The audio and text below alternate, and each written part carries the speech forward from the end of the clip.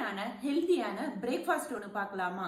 அதுக்கு முந்தின நாளே உங்களுக்கு என்னென்ன சீட்ஸ் அவைலபிளா இருக்கோ அந்த சீட்ஸ்லாம் எடுத்து சோக் பண்ணி வச்சுட்டாலே போதும்.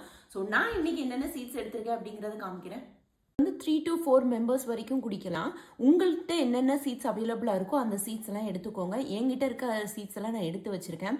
நான் பாதாம் 5 to 10 பாதாம்ஸ் எடுத்து வச்சிருக்கேன். கொஞ்சம் பம்கின் சீட்ஸ் எடுத்திருக்கேன், கிரான்பெரிஸ் எடுத்திருக்கேன். இதில் ஃப்ளாக் சீட்ஸ் மட்டும் இல்லாமல் மிக்ஸ்டு சீட்ஸாக போட்டிருக்காங்க.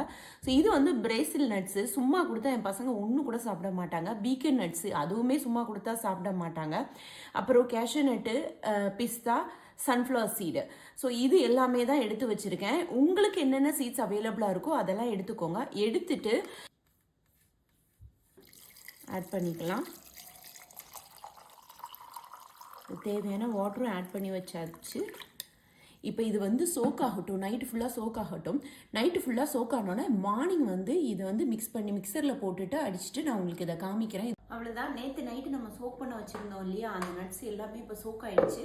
இதை இப்போது ட்ரான்ஸ்ஃபர் பண்ணிவிட்டு வேணும்னா இன்னும் கொஞ்சம் வாட்டர் வேணால் டைல்யூட் பண்ணிக்கலாம். இதில் பண்ணிவிட்டு மிக்ஸ் பண்ணிவிட்டு கிரைண்ட் பண்ணிவிட்டு உங்கள்கிட்ட காட்டுறேன்.